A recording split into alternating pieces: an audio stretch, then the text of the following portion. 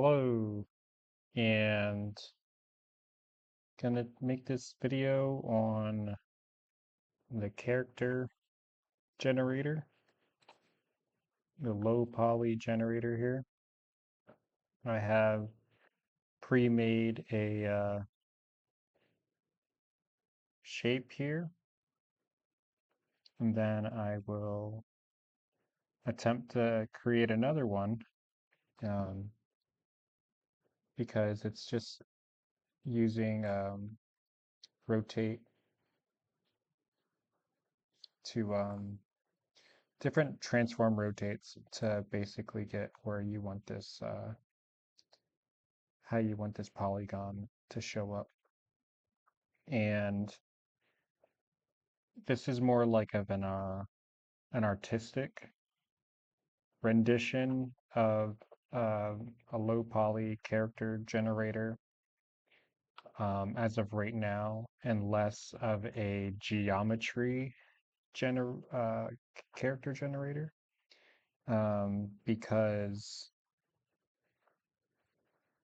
um, you can kind of like make the character model um, based on how you feel like the geometry should be, and it's a little less about math because the way I built this, it's like the if you have point A and point B,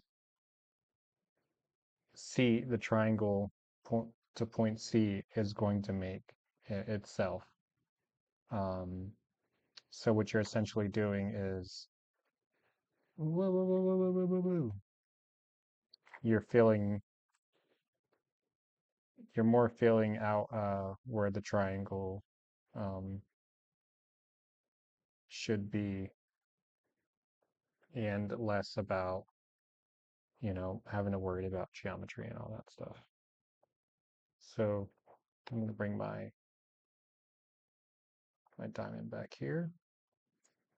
Now, if you recall, um, you have the root marker,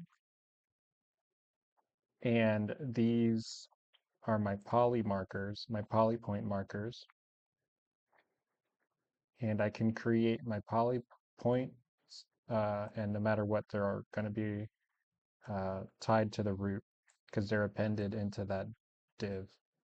So that the idea was that this is like the um, where the character or whatever treasure chest, whatever, is rooted, and the XY coordinates of it, and then everything kind of comes off of that. So like this is my head poly point. I could plug it into wherever. Then I have an arm, and then when I'm animating, I can just rotate, turn it into a polypoint joint, and start connecting everything as to where it should be. Now, what I do is I go into shape, and this is my second shape. I'm going to choose the point, and then immediately I can start building um, a shape with this. Whoops. Did I just do that? I did. Naughty me. So every shape, every line, child line is in here. Let me lock that. And this one should be the one right here. Yep. So we have two because I accidentally did it twice. So how I built this shape was a bunch of 90s and 45s. So for the sake of simplicity, I'll do the same thing here.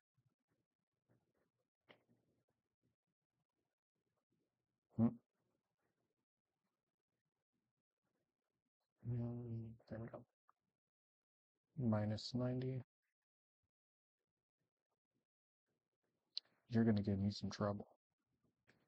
And this is where this comes in. And then like I feel like knowing like actual like geometry math would help. Um, okay. Let's press continue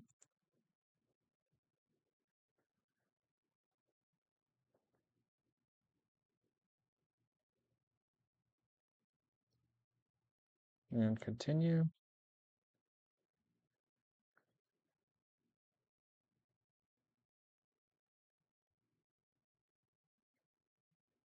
So there we go. I have that set up there. Now to build like a three-dimensional, um, you just have to control where the lines are going. So how that happens is I choose the point again because I need to add a function called branch. I have branch here, but the buttons there, I put it in the for each and I didn't wire it yet. But what it would do is it would branch off from whatever point of your choosing. So I put 45 there, let's put 90. Mhm. Looks good. Um, Continue. See, now we have clashing lines here. Let me lighten the camera a little bit. Okay, continue.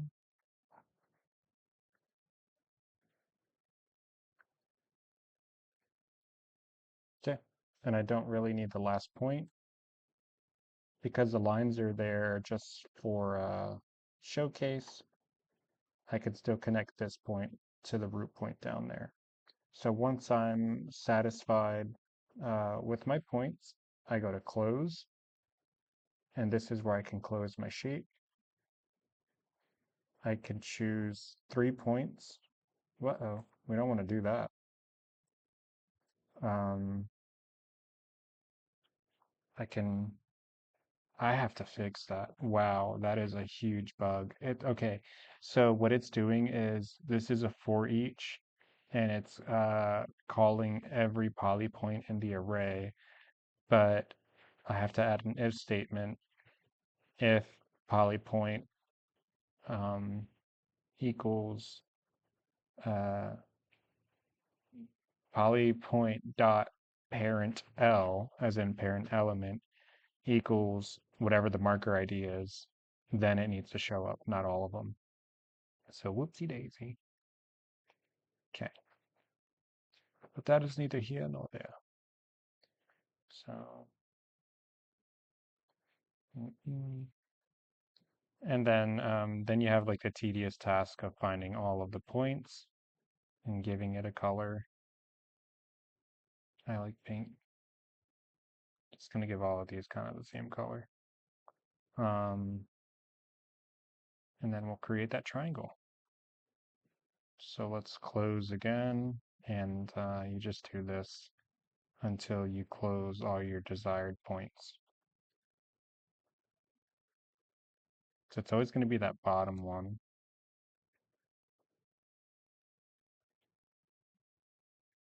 And obviously testing it will kind of hone in on the different capabilities and functionalities. Um, you're probably wondering why not just have it that you can click over here, um, and that's because sometimes clicking on the element in the 3D space gets a little buggy. But maybe what I should do is simply next to it, there could be the ID of the child point. So you can,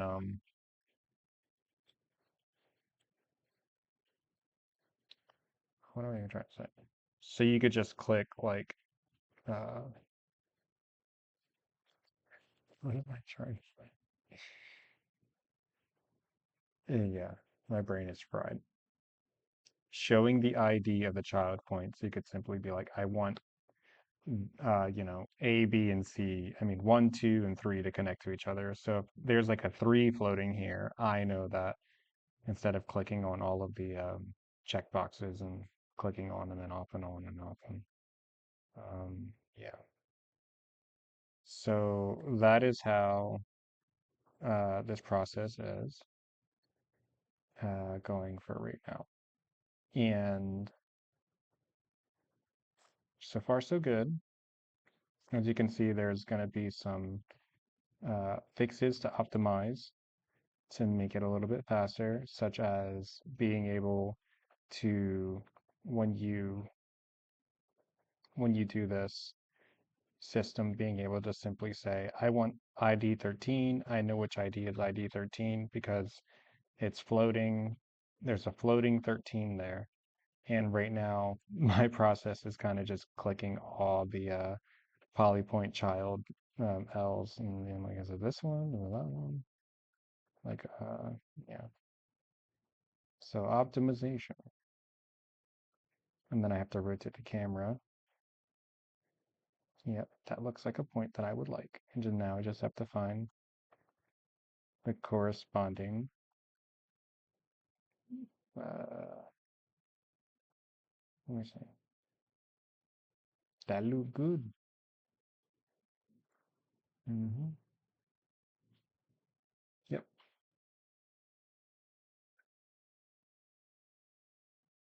So this is like in between when things are still not buggy, but not optimized.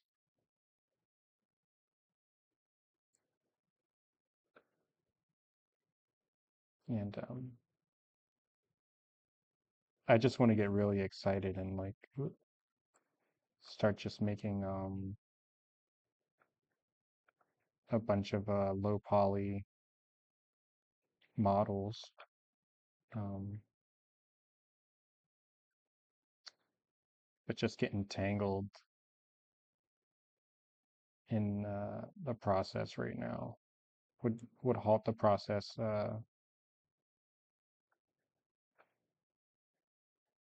and it's better to just optimize it first,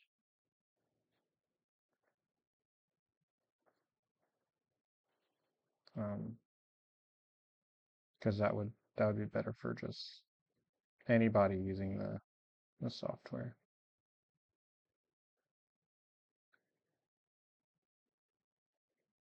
Because like I don't mind this, but I know it's bad design.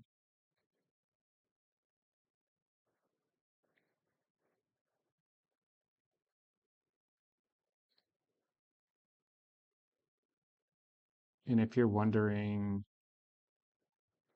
uh, okay, I click the checkbox and then it does the circle. Um, that is a CSS uh, style called dot highlight. I'm lying. I think it's dot outline. It's dot outline, and then you kind of write it like if it was a border. Um, and if the element has a border radius, it would automatically give it a border radius. So what do we have? We have like two more sides that don't have. There's just one more. Nope, two more.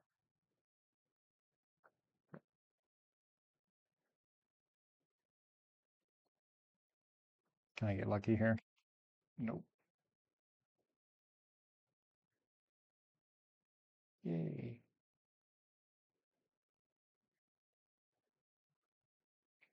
And a smart person would graph uh, where all the IDs are. But you need to have it that the interface, the UI needs to tell the user, if you have like a software and you're relying on your user to have like a paper and a pencil to write down and use your software, then you might have bad design. So expect the next time you see this to have numbers floating as to what ID um, child element is being used. So that's it for right now. We have two beautiful diamonds here, and this has been a long journey, and I am nowhere near done. But I will say I didn't even think that this was going to be possible. I thought creating low poly figures in JavaScript, CSS, and HTML just was not going to ever be a thing. And it was just maybe something that I was just kind of dreaming to be true. But you know, here we are, and yeah, we'll see where this goes. Expect to keep seeing updates, and soon enough, um, having like an actual low poly character um, built entirely out of code would be a capability. And I'm hoping that it would be easy. I've never used a 3D modeler, and I guess I maybe should have to have done some research how they like act, um, so I can have like some reference to to see like what is the best modeler and like what buttons they have or whatever. But yeah, that's not the case. I kind of just freestyle coded this flipping divs with transform. CSS transform is just like my lifeline. Um, you know, I just learned that and ran away with it in Perspective 3D. So a transform style, transform 3D, and perspective, whatever perspective you create. All right, thank you for watching this really long video. Bye.